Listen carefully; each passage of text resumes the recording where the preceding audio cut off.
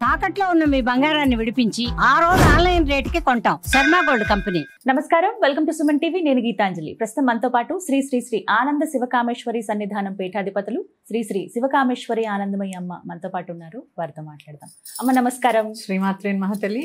మా కార్తీక మాసంలో దీపాలు చాలా ముఖ్యం, ప్రధానం అని చెప్తున్నారు. ఇందులో భాగంగా దీపం ఎలా పెట్టాలి అనేది, ద్రవ్యము, దీపాలు, ఎన్ని ఒత్తులు, ఎందుకంటే 365 ఒత్తులు ఈ మాసంలోనే వెలిగిస్తాం. అది పౌర్ణమి కానీ 3వ సోమవారం లాగా అలా. కొంతమంది సోమవారాలు 4 సోమవారాలు వెలిగిస్తారు కొంతమంది.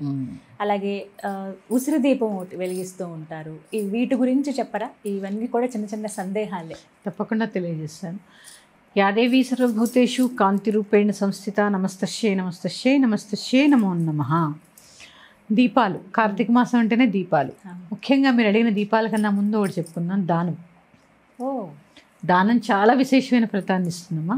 ఖచ్చితంగా ఈ కార్తీక మాసంలో బ్రాహ్మడికి స్వయంపాక దానం ఇవ్వండి, చాలా విశేషమైన ఫలితం ఉంటుంది. అలాగే దీపదానం, దీపాలు దానం చేస్తూ ఉంటారు. అలాగే చాలామంది వెండి, సంతానం కావాలనుకున్న వారు తేనె దానం చేస్తే సంతానం కలుగుతుంది. ఇట్లా రకరకాల ఒక్కొక్క ద్రవ్యానికి ఒక్కొక్క విశేషం ఉంటుంది కదా.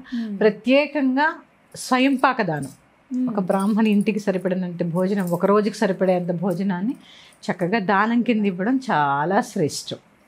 ఇక రెండవది మీరు అడిగినట్టు దీపాలు. దీపారాధన అంటే చాలామంది ముందు దీపారాధన ఎలా చేసుకోవాలో చెప్పే ముందు మన సోదరీమణులకు ఒక విషయం చెప్దాం. గుళ్ళో దీపాలు వెలిగించడానికి వెళ్తారమ్మా. సరే, వీళ్ళు ఏ ప్రమిదో తెచ్చుకోరు, మర్చిపోయి వస్తారు. ఏం చేస్తారు తెలుసా, అక్కడ వెలుగుతున్న దీపాన్ని ఆర్పేసి వీళ్ళు నూనె పోస్తారు, లేదా వెలిగే దీపాన్ని పక్కకు తోసేసి పెట్టేస్తారు. అది ఆరిపోయిందా, ఏమైంది? వాళ్ళు మీలాగా భక్తిగా దీపం వెలిగించుకున్న వాళ్ళే కదా. ఇంకో ప్లేస్ చూసుకోండి, లేదా ఎత్తి చక్కగా పక్కకు పెట్టుకోండి. దాన్ని ఏమంటారు, ఆ స్థలాన్ని, ఉన్న స్థలాన్ని వినియోగించుకోవాలి. కానీ వాళ్ళు పెట్టిన దీపాలు పక్కకి జరిపేసి, లేదు మొత్తం అయిపోయింది, దీపం వెలిగిపోయింది, ఘనమైపోయింది, అప్పుడు అది వేరు. వెలుగుతున్న దీపాలు కూడా పక్కకి తోసేసి లేదా ఆర్పేసి ఆ ప్రమిదల్లో ఒత్తులు, ఇలాంటివన్నీ పుణ్యకర్మ కాదమ్మా ఇవన్నీ. ఎందుకంటే వాళ్ళు కూడా మీలాగే భక్తిగా దీపారాధన చేసుకున్నారనే విషయాన్ని గ్రహించండి ముందు. అక్కడ ఉన్న స్థలంలోనే చక్కగా ఎంత ఉంటే అంత అడ్జస్ట్ చేసుకుని దీపాలు పెట్టుకోవడం అనేది ఉత్తమం. ఇక ఈ దీపాలు ఎలా పెట్టుకోవాలి? కార్తీక మాసంలో ప్రత్యేకంగా మనము పువ్వొత్తులు వాడుతూ ఉంటాం. ఆవునేతిలో నానబెట్టుకున్న పువ్వొత్తులు, 2 కాడ ఒత్తులు, 1 పువ్వొత్తి వేయాలి. సెపరేట్గా 2 వేయాలి. 2 కాడ ఒత్తులు అంటే తెలుసు కదా, పొడుగు ఒత్తులు వేయాలి ఆవునేతితో. ఎందుకంటే నువ్వుల నూనె, ఆవు నెయ్యి 2 కలిపి దీపం పెట్టచ్చమ్మా. అందులో భాగంగానే ప్రమిదిలో నువ్వుల నూనె పోసి 2 ఒత్తులు వేసి పెట్టి దాంట్లోనే చక్కగా ఈ పువ్వొత్తి కూడా పెట్టి దీపారాధన చేయాలి.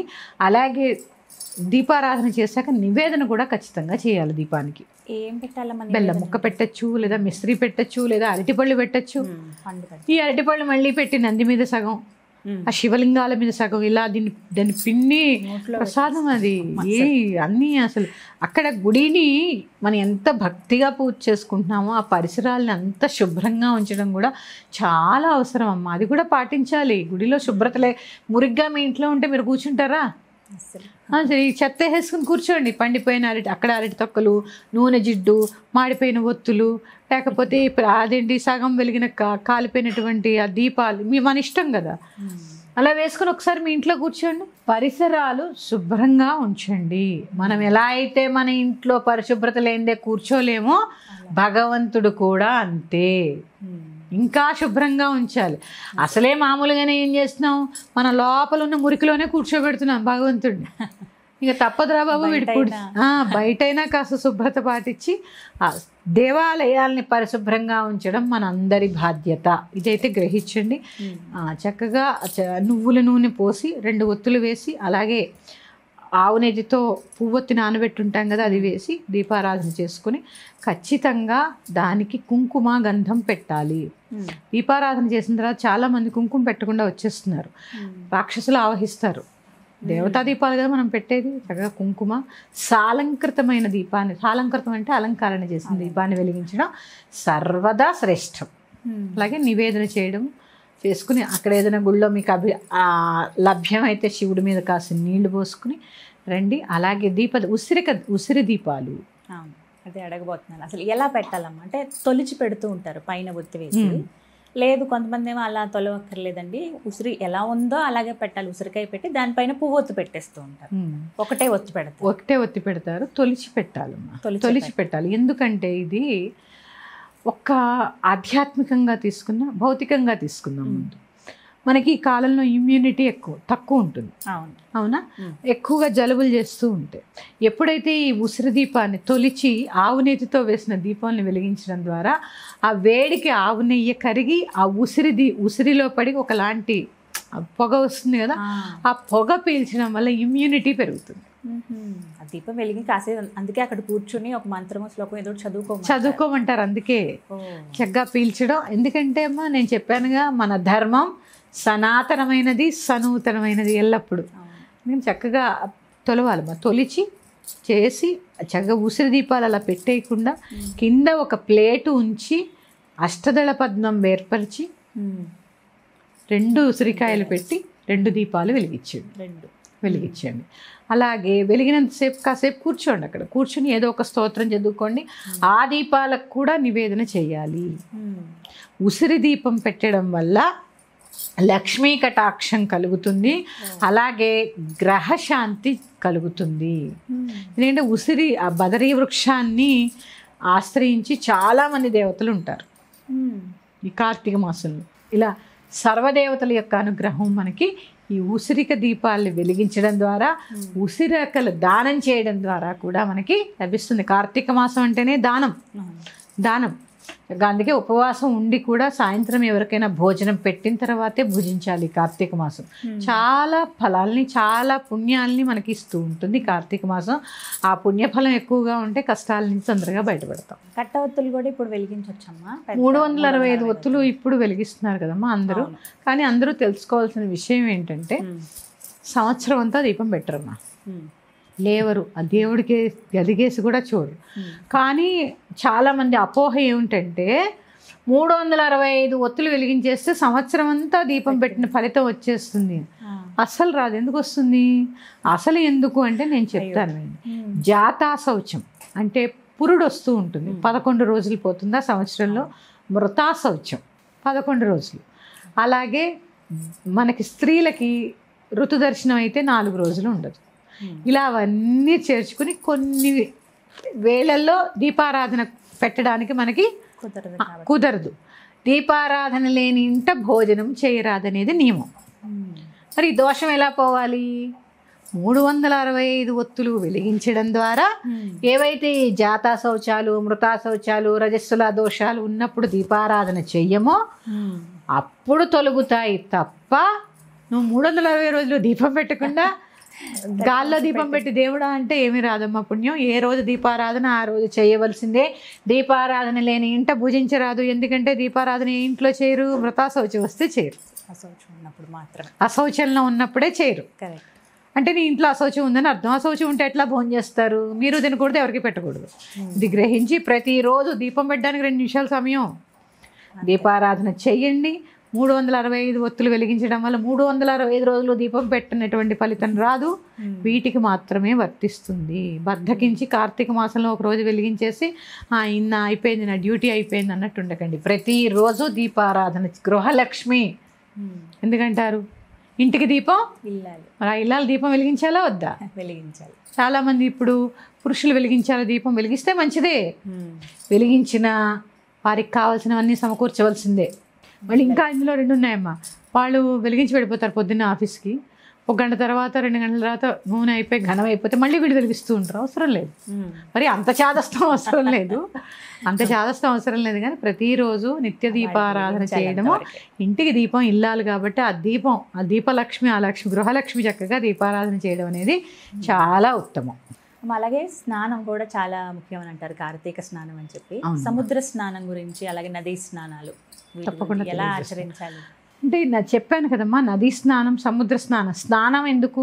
మనకి నీటికి ఉన్న సంబంధం ఏంటంటే, నేను ఒక పాత ఎపిసోడ్లో ఒకసారి చెప్పినట్టు గుర్తు, మనం నీటిలోంచే కదా వచ్చాము. నీటికి మనకి అవినాభావ సంబంధం అన్నమాట. ఎందుకంటే చూడండి, ఎక్కువ ఎండలోంచి వచ్చామనుకోండి, దాహం వేసింది, ఒక గ్లాస్ నీళ్లు తాగాం అంటే ఆ నీళ్ళు ఇలా తీసుకుని మొహాన్ని ఇలా చల్లుకున్నాం, ఎలా ఉంటుంది? జీవం వస్తుంది అన్నమాట. అంటే అమ్మ అనిపిస్తుంది, అంటే నీళ్ళలో అంత శక్తి ఉంది.